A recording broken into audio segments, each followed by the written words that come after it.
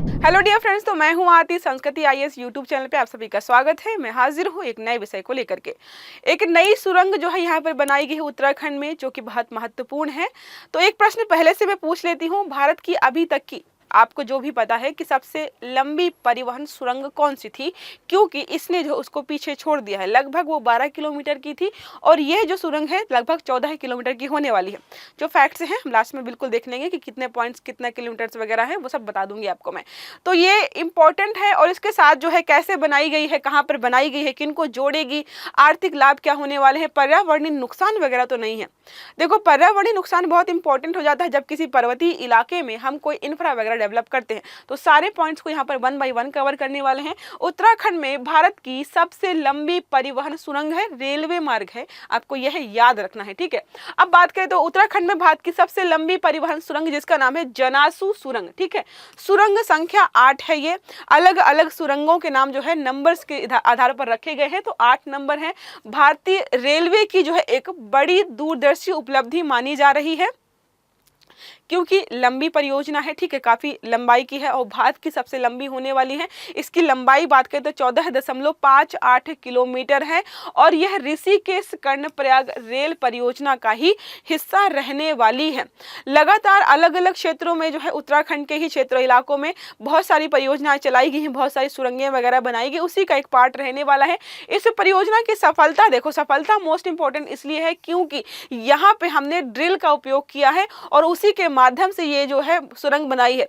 वैसे सुरंगें वगैरह जो है विस्फोट वगैरह के माध्यम से बनाई जाती है, लेकिन उससे जो है पर्यावरणीय नुकसान भी कई बार बहुत देखने को मिलता है। तो यहाँ पर जो है कम से कम नुकसान के साथ पूरी परियोजना जो है प्रौद्योगिकी का इस्तेमाल करके, रणनीतिकता के साथ और क्षेत्रीय विकास को ध्यान में रखते हुए जो ये बनाया गया है। अब इससे बहुत सारे बेनिफिट्स वगैरह भी होंगे उस इलाके में। अब परिवहन बेहतर हो जाएगा, कनेक्टिविटी बेहतर हो जाएगी, तो पर्यटन के लिए लोग जाएंगे वहाँ पे। छोटे छोटे हथकरघा उद्योग, स्टार्टअप्स वगैरह खुलना शुरू होंगे, शॉप्स वगैरह खुलना शुरू होंगी, तो उस क्षेत्र का विकास हो जाएगा। तो ये सारे बेनिफिट्स हैं जो कि इस इलाके को होने वाले हैं। अब बात करते हैं पहले की इंजीनियरिंग और तकनीकी सफलता के बारे में, क्योंकि यहाँ पर कम से कम नुकसान के साथ बेहतर तरीके से बनाया गया है। पहली बार है जब हिमालय क्षेत्र में सुरंग बोरिंग मशीन के माध्यम से जो है बनाया गया है। इसके पहले अलग प्रकार की तकनीकी इस्तेमाल होती थी, टीबीएम और जो है न्यू ऑस्ट्रियन जो है टनलिंग मेथड जो है, जिसको आप शॉर्ट में एनएटीएम का संयोजन यहाँ पर जो है कठिन है और असमान चट्टानों में भी सफल रहा। तो चट्टानें यहाँ पर जहाँ पर सुरंग बनाई गई है, सारी चट्टानों का जो प्रारूप था एक नहीं था, अलग अलग प्रकार की चट्टानें थी, फिर भी ड्रिल करके जो है इसको यहाँ बेहतर तरीके से बनाया गया है।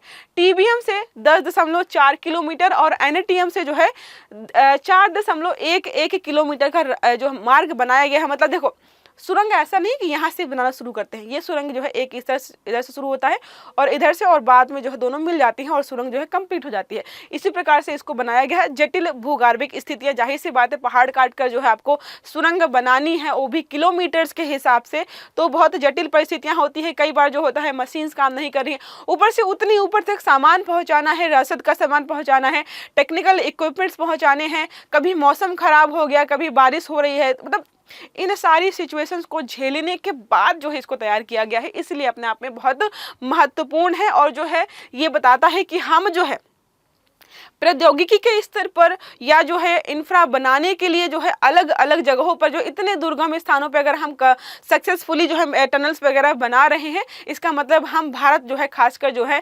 प्रौद्योगिकी के क्षेत्र में लगातार विकास कर रहा है। देखो, अब ये जो टनल बनाई गई है ये पहाड़ को काट करके अंदर से बनाई गई है। अब बात करें यहाँ पर भौगोलिक और रणनीतिक महत्व के बारे में, उत्तराखंड के 5 पर्वतीय जिलों को जोड़ेगी। अब ये बहुत महत्वपूर्ण हो जाता है पॉइंट, ये याद रखना है कि किन किन जिलों को ये परियोजना जोड़ने वाली है या जो है टनल जोड़ने वाली है। तो देहरादून हो गया, टिहरी हो गया, गढ़वाल हो गया, पौड़ी गढ़वाल हो गया, रुद्रप्रयाग हो गया और जो है चमोली, तो 5 जिलों को यह जोड़ेगी। हिमालय जैसे संवेदनशील में जो है 83% रेलवे लाइन सुरंगों के रूप में, यहाँ पर देखो सुरंगों के रूप में क्यों बनाया जाता है। मान लो ये पूरा पहाड़ है, ये पूरा जो है यहाँ पर जंगल वगैरह है, वनस्पति है, पेड़ पौधे हैं। अब अगर आप ऐसे सुरंग बनाएंगे, मतलब कैसे भी करके अगर बाहर से बनाएंगे, तो यहाँ पे 100% संभावना है कि पर्यावरणीय नुकसान बहुत ज्यादा होगा। लेकिन हम बिना इन चीजों को डिस्टर्ब किए जब अंदर से टनल बनाते हैं, तो हमें जो है नुकसान कम होता है और सुरक्षित भी होता है। हैं कि लैंडस्लाइड एटलीस्ट जो है बाहर होता है अगर, तो अंदर तो नहीं होगा। अब सुरंगों के साथ एस्केप टनल्स भी बनाए गए। एस्केप टनल्स होते हैं कि सुरंग यहाँ पर है, कल को कोई आग वाग लग जाए, यहाँ पर लोग, यहाँ पे आग लग जाए, यहाँ पे आग लग जाए, या फिर कुछ भी हो जाए, तो यहाँ पे जो लोग मतलब फंसे हुए हैं वो कैसे निकलेंगे। तो यहाँ पे छोटी छोटी सुरंगें बनाई जाती हैं जिनको जो है हम जो है एस्केप टनल्स और जो है क्रॉस पैसेजेस के रूप में जानते हैं, जो कि व्यक्तियों को सुरक्षा प्रदान करती हैं। यहाँ पे टोटल 12 स्टेशन होने वाले हैं जो ये परियोजना बनाई गई है। अगर नाम दिख रहे हैं तो बढ़िया है, क्योंकि थोड़े से ब्लर दिख रहे हैं। यहाँ पर जो है योग नागारी ऋषिकेश है, ठीक है, शिवपुरी है, इसके अलावा जो है ब्यासी यहाँ पर लिखा हुआ है, देवप्रयाग है, जो है जनासू हमने ऑलरेडी पढ़ा ही है, ठीक है, मलेहा है, मलेठा है, और श्रीनगर है, फिर यहाँ पर जो है दारू देवी है, और जो है तिलानी है, फिर क्या है गोलतीर है। तो ये अलग अलग प्रकार के टोटल जो है 12 स्टेशन यहाँ पर होने वाले हैं, आपको जो है यह याद रखना है। अब बात करते हैं इस परियोजना से आर्थिक और सामाजिक प्रभाव या लाभ क्या होने वाले हैं। देखो आर्थिक लाभ क्या होंगे, ये मार्ग जो है आर्थिक गतिविधियों को बढ़ावा देगा। क्यों बढ़ावा देगा, यहाँ पे पर्यटन के लिए लोग आएंगे, तीर्थ स्थल वाला इलाका है तो तीर्थ के लिए भी यहाँ पर आएंगे। जब लोग यहाँ पे आएंगे तो जाहिर सी बातें खर्च करेंगे। इसके अलावा जो है बहुत सारे इलाकों को ये जोड़ रहा है। देवप्रयाग हो गया, श्रीनगर, रुद्रप्रयाग जो है, गौचर हो गया, कर्णप्रयाग जो है, बहुत बड़े बड़े धार्मिक स्थल है जिनको जोड़ेगा। तो क्या होगा, लोग जो है यहाँ से यहाँ जहाँ पर भी जाना चाहे एक बार में अगर यात्रा करने आएंगे तो काफी सारी जगह को जो है घूम के जाएंगे। तो इससे क्या होगा, पर्यटन का विकास होगा, जिससे वहां के लोगों को रोजगार मिलेगा। कुटीर उद्योग, छोटे छोटे जो उद्योग वगैरह हैं वो पनपेंगे वहां पर। कृषि उत्पाद जो भी हैं, खाने, देखो आप अगर हिल स्टेशंस वगैरह जाओ ना तो वहां पर काफी हद तक फ्रूट्स वगैरह हो गए, जो है कॉर्न वगैरह हो गए, और अलग प्रकार के कृषि उत्पाद खाने पीने के लिए मिलते हैं और लोग खाते भी हैं, जिससे क्या होता है वहाँ के लोगों को आमदनी होती है। पर्वतीय राज्य है पूरा टोटल कंप्लीट, यहाँ पर जो है यात्रा की लागत और समय दोनों यहाँ पर कम लगेगा। तो दोनों देखो लोगों के लिए बेहतर है जो वहाँ पे ट्रैवल करने जा रहे हैं, और साथ में जो है जो वहाँ पे लोग रह रहे हैं उनको भी यहाँ पर जो है लाभ होने वाला, तो दोनों के लिए बेटर होने वाला है।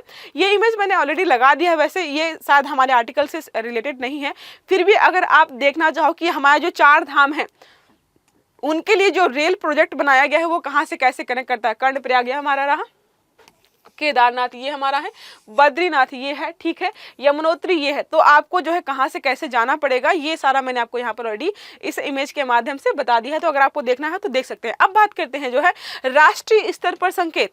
हमने इतना कठिन परिस्थितियों में इस टनल को निर्माण कर लिया है और बेनिफिट्स बहुत ज़्यादा, तो ये इमेज बनाता है हमारी कि हाँ भारत जो है तकनीकी रूप से सक्षम है, वो दुर्गम से दुर्गम इलाकों में जाकर इंफ्रा बना सकता है।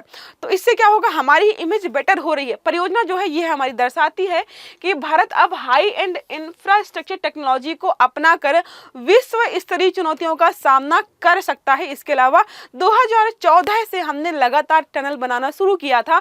2014 से अब तक जो है हमने 468 किलोमीटर से सुरंग बनाई है, ठीक है।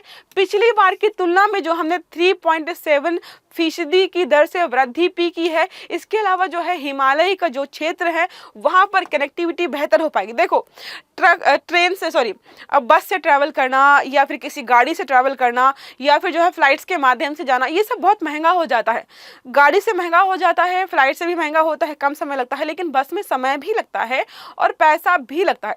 ट्रेन जो है हमें कम समय पर और कम जो है चार्जेस लेकर पहुंचाती है, इसलिए जो है इस प्रकार की परियोजनाओं में खासकर ध्यान रखा जाता है कि ट्रेन वगैरह का ही निर्माण करें जो कि ज़्यादा से ज़्यादा लोगों को ले जा पाएंगी और सुरक्षित रूप से ले जा पाएंगी, और इसके साथ कम समय और कम वहाँ पर जो है किराया वगैरह लगेगा। अब बात करते हैं मोस्ट इंपॉर्टेंट चीज़ आती है कि पर्यावरणीय और सतत विकास से संबंधी पहलू। अब जो पर्यावरणविद हैं या पर्यावरण जो लवर हैं, मतलब इन्वायरमेंट लवर हैं, वो बोलेंगे कि भाई आप जो है पर्वतों को काट काट कर जो है टनल्स बना रहे हो, उससे बहुत नुकसान हो रहा है पर्यावरण को। तो हम यहाँ पे कह सकते हैं कि हमने जो ये निर्माण किया ये जरूरी है उस क्षेत्र के विकास के लिए, लेकिन हमने इस बात का भी ध्यान रखा है कि वहाँ का जो भी मतलब फौना एंड फ्लोरा है, पर्वतीय क्षेत्र में जो भी वनस्पतियाँ हैं, जीव जंतु, वो किसी भी तरीके से डिस्टर्ब ना हो, क्योंकि टनल पूर्णतः जो है पहाड़ के अंदर से पर्वत को काट के बनाई गई है। तो विशेषज्ञों की चिंता क्षमता के बावजूद परियोजना का डिजाइन पर्यावरणीय नुकसान को न्यूनतम करने के सिद्धांत पर बनाया गया है। जैसे टीबीएम का उपयोग जो विस्फोट की तुलना में कम पर्यावरणीय क्षति करता है।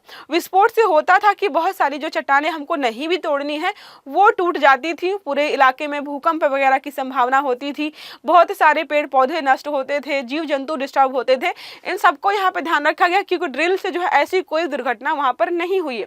सुरंग निर्माण ने पर्वतीय परिस्थितियों के अनुरूप कम से कम सतह विकृति के साथ प्रगति किया। मतलब सतह विकृति मतलब जो है जो भी चीजें यहाँ पर जो है उसको कम नुकसान पहुंचाया। ड्रिल के माध्यम से नुकसान जो है कम से कम होता है और परियोजना जो है सफल रूप से हो जाती है।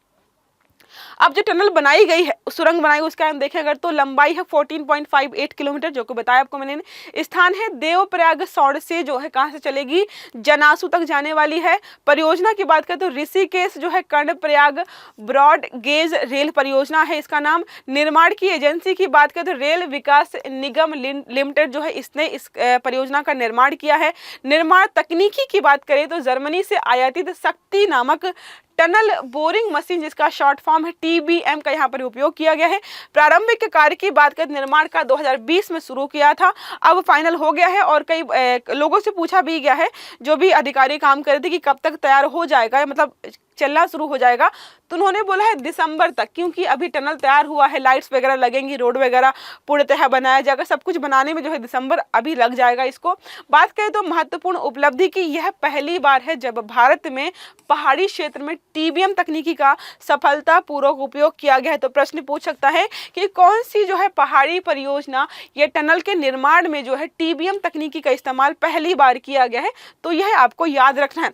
निष्कर्ष तो यही निकल रहा है कि हमने पहली बार कोई ऐसा काम किया है जहां पर तकनीकी का इस्तेमाल करके जो है टनल बनाई है। नुकसान भी कम है, उसके साथ बेनिफिट्स बहुत सारे हैं और आर्थिक हो गया, सामाजिक हो गया, पर्यावरणीय नुकसान भी कम किया है। तो ये सारा जो है इसका निष्कर्ष हो जाएगा।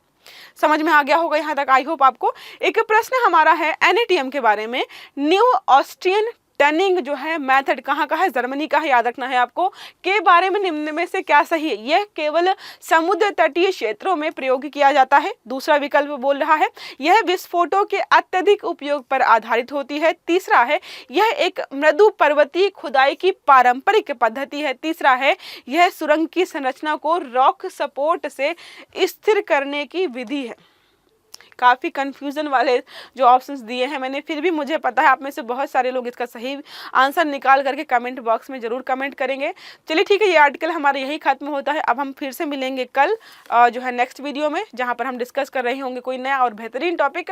तो ये वीडियो अगर अच्छा लगा है तो वीडियो को लाइक करके जरूर जाइएगा। चैनल को अगर सब्सक्राइब नहीं किया है तो कर लीजिएगा, ताकि जितने भी इस प्रकार के आर्टिकल्स हैं जो कि आपके एग्जाम्स के लिए बहुत महत्वपूर्ण है वो सारे आपको समय पर मिलते रहे। अच्छे से पढ़िएगा। Have a good day. Thank you.